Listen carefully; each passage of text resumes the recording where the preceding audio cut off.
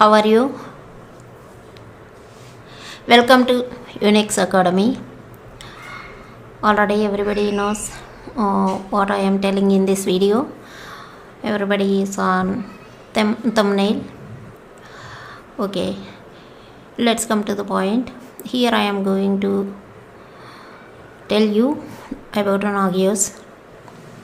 What are the features of Nagios and what are the overview I am giving in this video, and later videos we will see the other sessions of Nagios installation, Nagios configuration, features, applications, hosts and services, commands, this and much and more things. First of all, Nagios. If you want to learn a Nagios tool, you have to familiarize in some skills. The recommended prerequisites are intermediate level of Linux skills, familiarity of Apache and Nginx server and or PHP configurations, these things, through understanding of thorough understanding of SSH. You should learn thoroughly SSH server configurations and SSH service start to stop, everything you have to know about SSH. And then advanced knowledge of shell script. Shell script is not a intermediate level. Advanced knowledge you are having, and Perl or Ruby or Python or C or any other language skills are also helpful to you working with Nagios. Then Nagios DevOps life cycle is a continuous loop of several stages. You may already know continuous integration, continuous testing, continuous deployment and continuous monitoring. These are different level of several stages is there. In that, continuous monitoring is the last stage of this loop. Continuous monitoring is one of the stages in the DevOps life cycle. In this video, we will learn the details about what continuous monitoring is and how Nagios is helpful for this purpose. Then next, what is continuous monitoring? Continuous monitoring starts when the deployment is done on the production servers. From then on, the stage is responsible to monitor everything is happening. This stage is very crucial for the business productivity. There are several benefits of using continuous monitoring. It detects all the server and network problems. It finds the root causes of the failure.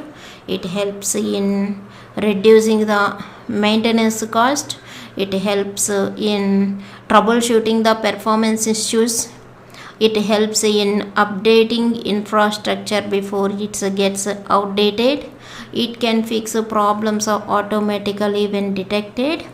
It makes sure the servers, services, applications, network is always up and running. It monitors a complete infrastructure every second. Then next, what is Nagios? Nagios is an open source continuous monitoring tool which monitors network applications and servers. It can find and repair problems detected in the infrastructure and stop future issues before they affect the end users. It gives it the complete status of your IT infrastructure and its performance. Then why Nagios? Nagios offers the following features. Here I couldn't write. Okay, Nagios offers lot of features making it usable by a large group of user community. It can monitor database servers such as SQL Server, Oracle, MySQL, and Postgres, etc. It gives application level information. Application level means Apache level information, and LDAP, Citrix. This level information it will give application related information. It provides active development, and it has a excellent support from huge active community. Nagios runs on any operating system. It can ping to see it hosts is reachable.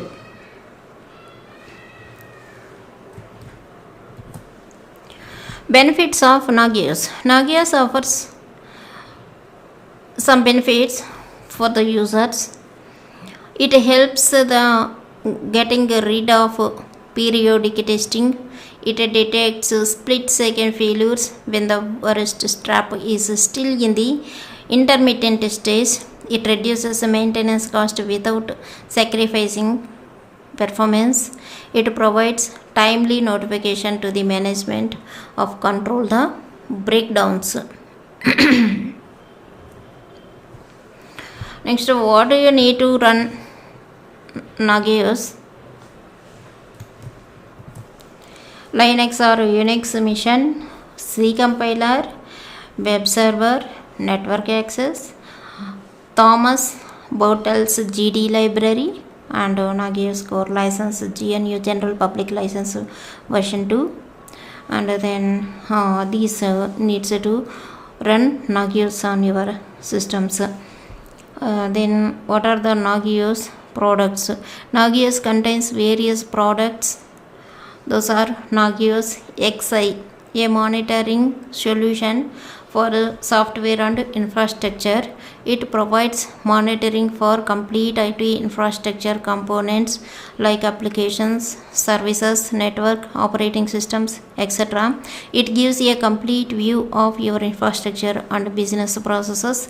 The GUI is easily customizable, giving the user flexibility. The standard edition of this tool costs